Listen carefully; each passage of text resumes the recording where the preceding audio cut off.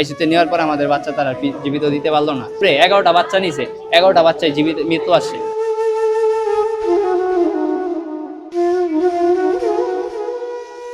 ওরা যে সুন্দর টাকা কইছে, যে ওষুধ কইছে, ওরা কই একটা ওষুধে গাবলামি করছে।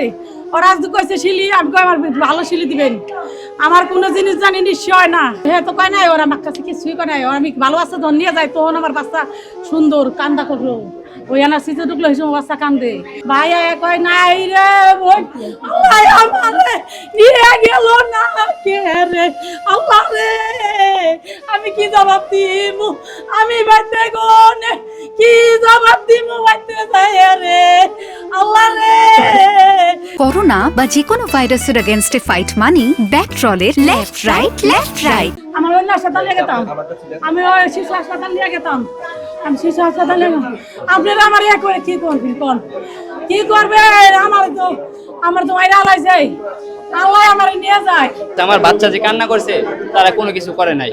বাচ্চা কান্না করতে করতে 5টা পর্যন্ত কান্না করছে, পরে 5টার পরে আবার ফিরে আমার ফোন দিয়ে বলতেছে তোমাদের এই বাচ্চা এখন ঘুমাচ্ছে, সারা রাত তো কান্না করলো। পরে আমার কাছে ভালো লাগলো, আমি কই সারা রাত কান্না করছে, এখন ঘুমাইতেছে।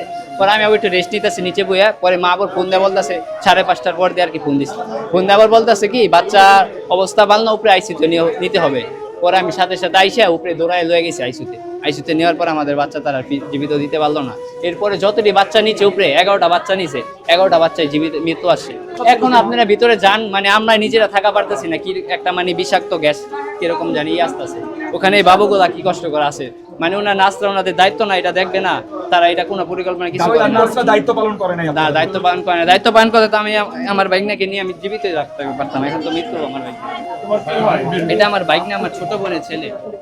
হ্যাঁ, প্রথম সন্তান আমাদের। 3 দিন ধরে আমরা যে কষ্ট করতেছি, আমাদের বাচ্চা আমরা জীবিত রাখতে পারলাম না। এটা কখনো ভাবি নাই যে কালকে যাবো গা, ঈদের দিন নিয়ে যাবো, একটা খুশি ছিল মনের মধ্যে আলাদা, কিন্তু এরকম যে কষ্ট বেদনা নিয়ে যাবো এটা কখনো ভাবিনি।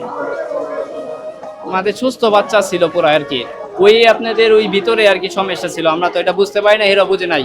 বাচ্চাগুলো অনেক কান্না করছে কিন্তু তারা কোনো করে নাই।